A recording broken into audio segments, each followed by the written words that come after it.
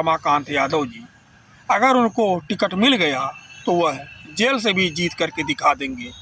बस उनको टिकट मिलने की देर है और चुनाव लड़ेंगे भी, जीतेंगे भी आदरणीय रमाकांत यादव जी, क्योंकि रमाकांत यादव जी के अंदर नेतृत्व की क्षमता है। आज भी उनके चाहने वाले पूरे आजमगढ़ जिले के कोने कोने में है। यह अतरौलिया विधानसभा जहां से मैं इस समय बोल रहा हूं, अगर यहां से भी वो चुनाव लड़ जाएं तो आपको मैं यकीन दिलाता हूं उनके खुद के निर्दलीय चुनाव लड़ने पर भी कईयों हजार वोट उनके मुकाबले जो है उनके अपने पड़ेंगे। और यहाँ जो समाजवादी पार्टी के प्रत्याशी लड़ जाएं। नमस्कार। समाजवादी पार्टी के मौजूदा समय के फूलपुर पवई के विधायक आदरणीय रमाकांत यादव जी पहली बार 1985 में चुनाव लड़े, वह भी निर्दलीय, और जीत करके विधानसभा पहुंचे। रमाकांत यादव जी कई पार्टियों से चुनाव लड़े और उन्होंने जिन जिन पार्टियों से चुनाव लड़ा सब पार्टियों से जीत करके वह विधानसभा पहुंचे और लोकसभा पहुंचे। वह जिले की राजनीति में हमेशा जो है प्रासंगिक बने रहे। उन्होंने कई कद्दावर नेताओं को मात दिया। यहाँ तक जो पूर्वांचल के विकास पुरुष कहे जाते हैं बलराम यादव जी, दुर्गा प्रसाद यादव जी भी उनके सामने नहीं टिक पाए। लोकसभा चुनाव दोनों व्यक्ति उनके सामने लड़ने गए और दोनों लोग हार करके जो है चले आए। यहाँ खुद जब नेताजी मुलायम सिंह यादव जी 2014 में उनके सामने चुनाव लड़ने आए तो नेताजी कोई बहुत ज़्यादा वोटों से चुनाव नहीं जीते थे। आपको बता दें कि 1985 में निर्दलीय चुनाव तो जीत करके विधानसभा पहुँचे ही। उसके बाद 1989 में बहुजन समाज पार्टी की टिकट पर फिर फूलपुर पवई से वह दोबारा विधायक चुने गए आदरणीय रमाकांत यादव जी। 1993 में समाजवादी पार्टी के टिकट पर वह प्रत्याशी के रूप में चुनाव लड़े और जीत का चौका लगाया। 96 में समाजवादी पार्टी ने आजमगढ़ से उन्हें लोकसभा का चुनाव लड़ाया जिसमें उन्होंने जीत हासिल कर लिया।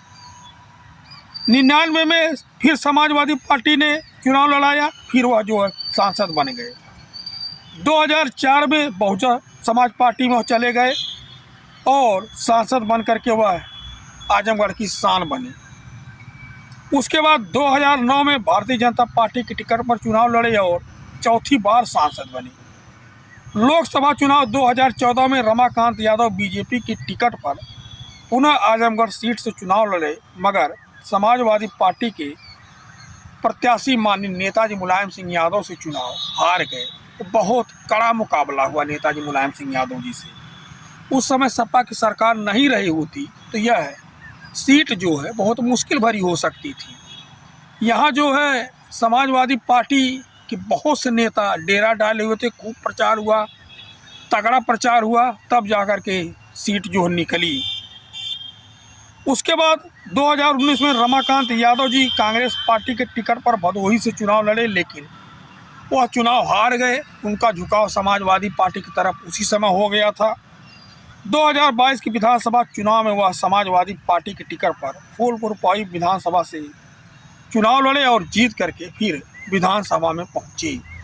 लेकिन कई पुराने मामलात उनके ऊपर दर्ज थे जिसमें वह मौजूदा समय में फतेहगढ़ जेल में बंद रहे। तो यह उनकी पूरी राजनीति आदरणीय रमाकांत यादव जी। अब देखते हैं क्या होता है। मौजूदा समय में जेल में तो बंद ही हैं। उनके पुत्र अरुणकांत यादव भी विधायक रह चुके हैं, अब पूर्व विधायक है, अभी भाजपा में है।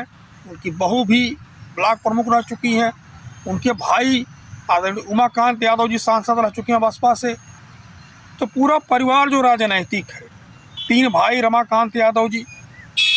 तो इस स्थिति में जो है आदरणीय रमाकांत यादव जी पूरे जिले की राजनीति में प्रासंगिक बने हुए हैं। उनका जो है कोई काट नहीं है, कोई जो है मुकाबला नहीं है, कोई सानी नहीं है। हमने आपको बता ही दिया किस तरह से उन्होंने पूर्वांचल की यहीं की जो विकास पुरुष आदरणीय बलराम यादव जी को जब परास्त कर दिया, जो अपने आप को पूर्वांचल का विकास पुरुष कहते हैं।